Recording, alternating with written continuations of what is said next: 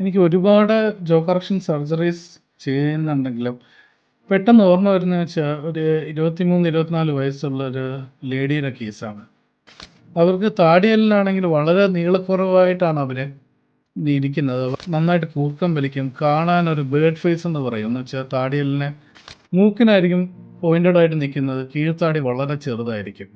അപ്പോൾ അവർ ചെറുപ്പത്തിൽ കമ്പിയിടുന്ന doctor കമ്പിയിട്ടത് correct ചെയ്തു. അവർ അന്നേരം തന്നെ അവർ സർജറി പറഞ്ഞിട്ടുണ്ടായിരുന്നെങ്കിലും പാരൻസ് ഒട്ടും കോപ്പറേറ്റ് ചെയ്തില്ല. അവരൊട്ടും സർജറി വില്ലിങ് അല്ലായിരുന്നു, പേടിയായിരുന്നു.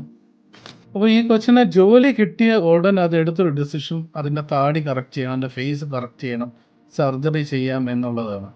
അപ്പോൾ സർജറി ചെയ്തതെന്ന് വെച്ചാൽ നമ്മൾ കീഴ്ത്താടിയുടെ നീളം കൂട്ടുകയാണ് ആദ്യം ചെയ്തത്. അതേപോലെ തന്നെ ചിന്നിനെ ഷാർപ്പാക്കി ഒരു ആംഗിൾ കൊടുത്തു. അപ്പോൾ തന്നെ അതിൻ്റെ ഭംഗി തന്നെ ഒരുപാട് ഇമ്പ്രൂവ് ആയി. അതേപോലെ തന്നെ അതിൻ്റെ കോൺഫിഡൻസ് ലെവലും മാറി.